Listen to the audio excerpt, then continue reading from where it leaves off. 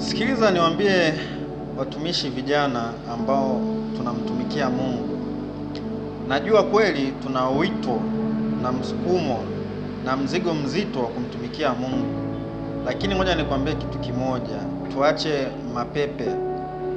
Tuache miemko. Huduma ya Mungu haifanywi kwa ujuzi wa darasani au wa chuo. Yesu Kristo ni mfano kwetu sisi. Wakati kabla hajapaa kwenda mbinguni, aliwaambia wanafunzi wake, kaeni mahali hapa, msiondoke mpaka mtakapoipokea ahadi ya Baba, yani Roho Mtakatifu. Watu wakuu siku zote huwa wanaandaliwa. Watumishi wakuu wote huwa wanaandaliwa. Mungu huwa na kawaida ya kuandaa watumishi wake kwa njia anazozijua yeye. Sasa sisi watumishi vijana, moto wa uamsho ndani yetu usitufanye tukurupuke na kutoka chini ya walezi wetu wa kiroho wanaotulea kwa mtaji wa kutoa pepo. Kuna kijana sasa hivi akiweza kutoa pepo ndani ya kanisa, anataka kafungue huduma. Pepo linatolewa na mtu yoyote aliyemwamini Yesu Kristo, pepo linamtii. Sikiliza nikwambie, Mungu alimtengeneza Daudi nyikani mpaka Daudi kuja kuwa mtumishi wa Mungu na kuja kuwa mfalme.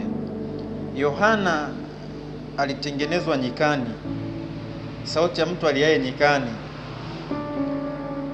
Elia alitengenezwa nyikani. Yesu mwenyewe kabla hajaanza huduma alienda nyikani, aliongozwa na Roho, akafunga siku 40. Huduma haiendi kwa ujuzi. Huduma inaenda kwa nguvu ya Roho Mtakatifu. Kuna mawili sasa. Aidha utumie nguvu ya giza ili huduma yako iende, au utumie nguvu ya Roho Mtakatifu huduma yako iende. Vijana watumishi, ukikaa chini ya mlezi wa kiroho anayekulea, atakulea sahihi, atakufundisha huduma inafanywa nini. Ndio maana Yesu Kristo hakuwaruhusu wanafunzi wake kufanya huduma yoyote kwanza, licha ya kwamba wanafunzi wake Yesu Kristo ambao ni mitume walikaa na Yesu kwa muda wa miaka 3 na waliona namna huduma inavyofanywa na walikuwa na uwezo na experience ya kuifanya hiyo huduma.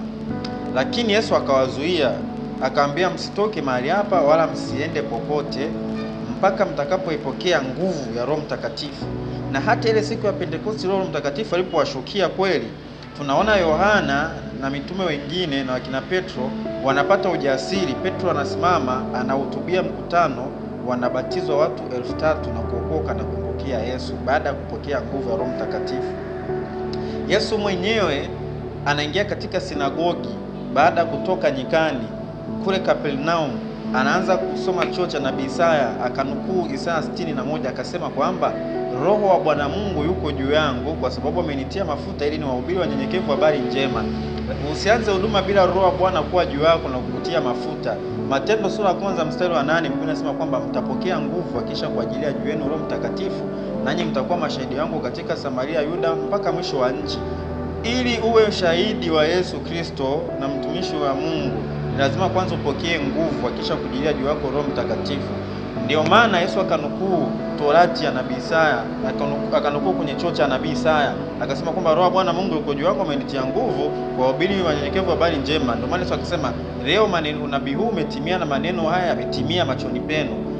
Usifanye huduma yote bila Roho Mtakatifu kuwa juu yako na kukutia mafuta. Utaiona huduma ngumu, utakata tamaa. Yesu aliwaachia huduma wale wanafunzi wake, aliwapa huduma, akawapa Roho Mtakatifu, akawafundisha, akawapa maelekezo. Kwenye Mathayo sura 28 mstari wa 16, 17, 18 mpaka 20, Yesu anaambia nendeni kwa mataifa yote mkawahubirie habari njema, aminie na kuokoka atabatizwa, mkawafanya wanafunzi kuwa mataifa, mkawafanya mataifa kuwa wanafunzi. Maelekezo Yesu amewapa vizuri na wakaelewa, baadaye wakapokea nguvu. Walikuwa wanajua wanatakiwa wakafanye nini kabla hawajapokea nguvu ya Roho Mtakatifu. Wanafunzi wa Yesu walikuwa wanajua kwamba Yesu kashatuagiza kwamba tuenende kwa mataifa yote tuwafanye kuwa wanafunzi wa Yesu, tukiwafundisha na kuwakumbusha yote aliyotuagiza.